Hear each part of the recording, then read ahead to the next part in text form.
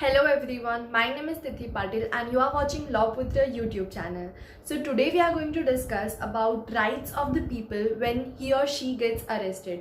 तो as a citizen of India आप सबको पता होना चाहिए कि अगर आप अरेस्ट होते हो तो आपके राइट्स क्या क्या है, क्योंकि आजकल देखा जाता है बहुत बार कि पुलिस बहुत मिसयूज़ करती है, आपको बहुत टाइम तक जेल में रखती है और कहीं केसेस में फिजिकल वायलेंस भी होता है। एंड ये सब क्यों होता है? क्योंकि आप लोगों को एज अ सिटीज़न पता नहीं है कि आपके राइट्स क्या है।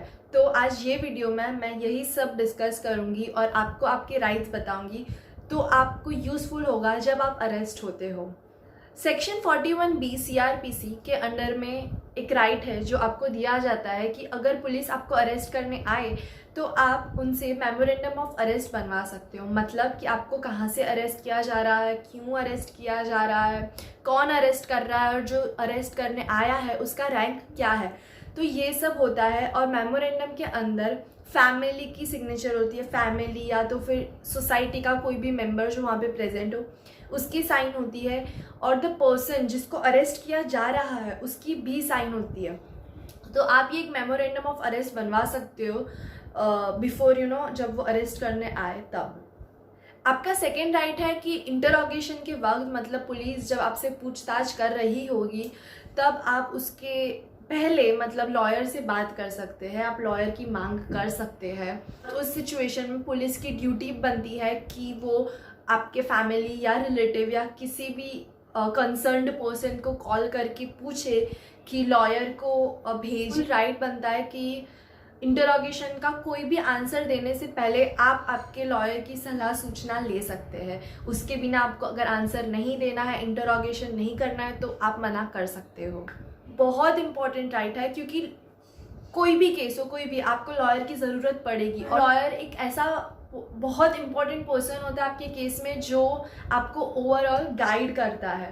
तो it's better to take the suggestion of the lawyer first and then talk to the police. So coming to the third right, ये राइट बहुत कॉमन है, बहुत लोगों को पता है इसके बारे में, बट जिसको नहीं पता उसके लिए मैं बता दूं कि CRPC सेक्शन 46 क्लॉज 1 के अंडर में अगर आप विमेन हो तो आपको एक दूसरी औरत ही गिरफ्तार कर सकती है। मतलब आपको कोई भी मेल पुलिस अरेस्ट नहीं कर सकता if you are a women. तो अगर आप लड़की हो तो आप ना कह सकते हो कोई भी मेल पुलिस को कि आप मुझे अरेस्ट नहीं कर सकते and you can demand for a women police. Coming to a fourth right जो सेक्शन 46 क्लॉज 4 के अंडर में दिया गया है कि अगर आप विमेन हो तो आपको after sunset and before sunrise आपको पुलिस अरेस्ट नहीं कर सकती है।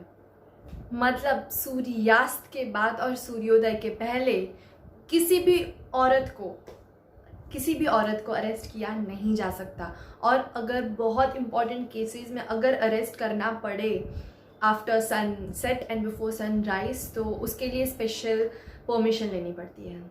इसके साथ ही मैं आपको बता दूं कि अगर नॉन कॉग्निजेबल ऑफेंस के लिए आपको अरेस्ट किया जा रहा है, आपका फुल राइट बनता है कि आप वारंट देखें, वारंट चेक करें। तो नॉन कॉग्निजेबल ऑफेंस क्या होता है? तो there are 2 types of offences. First is cognizable, second is non cognizable. Example cognizable offence में जैसे कि रेप, मर्डर, डाउरी, ऐसे सब चीज़ें आती है और नॉन कॉग्निजेबल ऑफेंस में थेफ्ट हो गया, असॉल्ट हो गया, ऐसा सब आता है। तो अगर नॉन कॉग्निजेबल ऑफेंस के अंडर में आपको अरेस्ट किया जा रहा है तो आप वारंट मांग सकते हो। कॉग्निजेबल ऑफेंसेस में पुलिस का एक राइट है कि वो विदाउट वारंट भी पर्सन को अरेस्ट कर सकता है।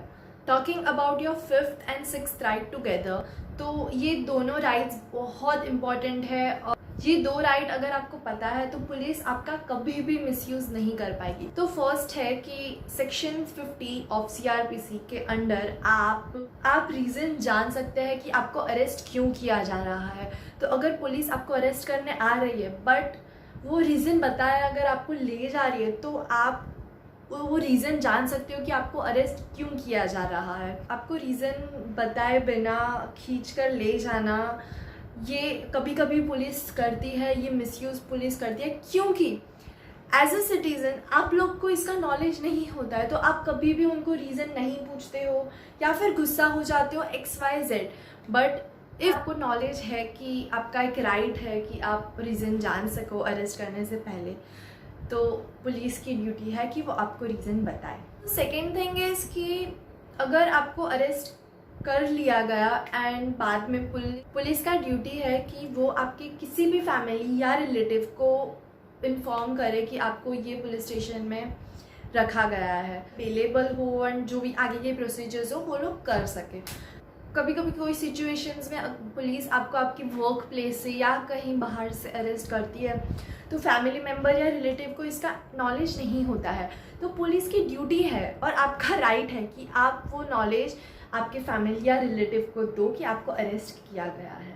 तो आपका 8th राइट सेक्शन 54 के अंडर आता है CRPC के, तो उसमें आपका डिमांड कर सकते हो मेडिकल टेस्ट के लिए। तो कई बार देखा जाता है कि पुलिस बहुत फिज़िकल वायलेंस करती है, बहुत मारपीट करती है एंड जो अरेस्टेड पर्सन है वो कुछ नहीं कर सकता। क्यों? क्योंकि उसको नॉलेज नहीं है। तो what you can demand is for a medical test. तो आपका अरेस्ट हुआ, उसके बाद आप एक मेडिकल टेस्ट का डिमांड कर सकते हो और आपके मेडिकल टेस्ट में जो कंडीशंस होगी एंड देन बाद में कोर्ट में जब ले जाएंगे उसके पहले एक मेडिकल टेस्ट होता है। तो अगर फिज़िकल वायलेंस हुआ है तो वो दोनों रिपोर्ट्स में डिफरेंस दिखेंगे, इंजरीज और असॉल्ट हुआ है ऐसा पता चलेगा। तो उससे पता चलेगा कि पुलिस ने आप पे फिज़िकल वायलेंस किया है कि नहीं, एंड इफ़ किया है तो आपका एक बहुत स्ट्रॉन्ग पॉइंट बन जाएगा। तो एज अ सिटीज़न अगर आप अरेस्ट हो रहे हो तो ये राइट बहुत इंपॉर्टेंट है कि आप एक मेडिकल टेस्ट के लिए डिमांड कर after getting arrested and before going to the court. तो आपका 9th राइट है कि हेल्थ एंड सेफ्टी, जो सेक्शन 55 के अंडर में आता है। तो उसमें पुलिस का ड्यूटी बनता है कि वो ऐसा कुछ भी होने ना दे जो आपके हेल्थ को अफेक्ट करे, आपके सेफ्टी डेंजर में डाले। तो अगर आपको ऐसा कुछ होते हुए दिख रहा है आपके साथ कि आपकी हेल्थ अफेक्ट हो रही है या सेफ्टी पे क्वेश्चन आ रहा है, तो you have a right to ask for proper health and proper safety. So coming to our last right, which is our 10th right. So section 56 and 57 के अंडर में ये दोनों rights आते हैं and which I think is very very very important. तो 57 ये कहता है कि कोई भी person को आप more than 24 hours arrested नहीं रख सकते, So अगर 24 आवर्स के अंडर ही उसको मजिस्ट्रेट के सामने, नियरेस्ट मजिस्ट्रेट के सामने पेश कर दिया जाना चाहिए। तो बहुत बार अपन देखते हैं कि किसी पर्सन को 2 से 3 दिन जेल में ही रखा जाता है, प्रॉपर इन्वेस्टिगेशन नहीं होती है, उसको मजिस्ट्रेट के सामने पेश नहीं किया जाता है, बट दैट्स रॉन्ग। ये सब क्यों होता है, ये सब मिसयूज़ क्यों होता है? क्योंकि आपको उसकी नॉलेज नहीं है। तो आई थिंक ये राइट का नॉलेज होना बहुत नेसेसरी है कि 57 ये कहता है कि आप 24 आवर्स से ज़्यादा किसी पर्सन को अरेस्टेड नहीं रख सकते, एंड 57 ये कहता है कि विद इन 24 आवर्स वो एक नियरेस्ट मजिस्ट्रेट के सामने पेश हो जाना चाहिए। There is one exception to this thing which comes under 167।